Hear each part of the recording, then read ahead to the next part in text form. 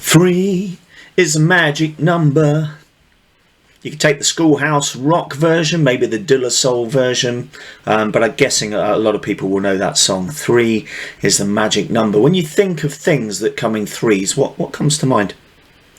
Maybe it's the Three Musketeers, maybe it's the Three Wise Men, maybe it's the Holy Trinity, maybe it's Goldilocks and the Three Bears, Red, White and Blue, buses when you've been waiting for an hour, all sorts of things that come in threes. When I asked my wife Debs what came in threes, she immediately said kids, because we've got 3 kids, and then most pleasingly she said glasses of Prosecco, which I thought was a cracking answer for things that might come in threes. So this week in my little video blog here, I'm looking at a coaching technique that's quite commonly used. It's called the Rule of 3.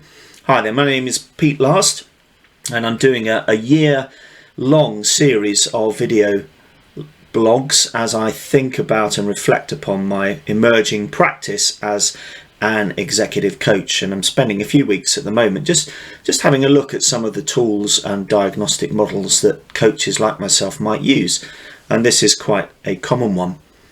And the Rule of 3 is quite useful if you have got people perhaps in your organisation who are coming to you quite a lot for your advice and your input, and perhaps looking for you to solve problems for them because it's quicker and easier for them to do that than it is for them to actually think it through for themselves.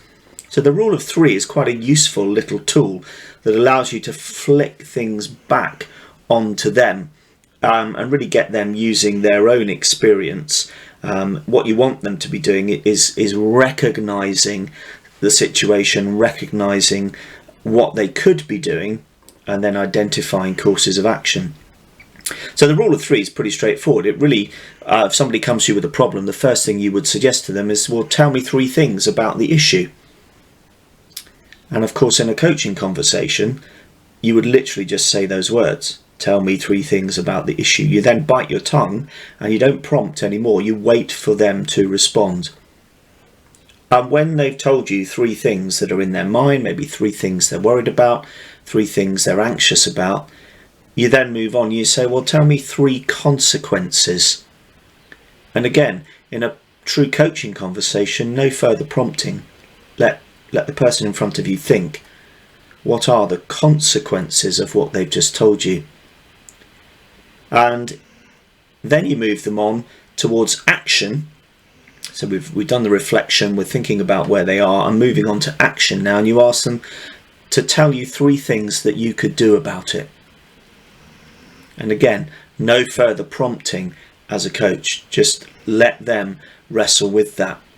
It is possible at any one of those stages that the person in front of you may potentially say, well, I can't think of 3, I can only think of 2. Because what's happened there is their memory has got stuck into recall, and they're trying to recall the details of a situation. And a quick challenge to them there, which can sometimes work, I think it does usually work, is perhaps to say to them, if they can only think of 2 things, well, if you could think of a 3rd, what would it be?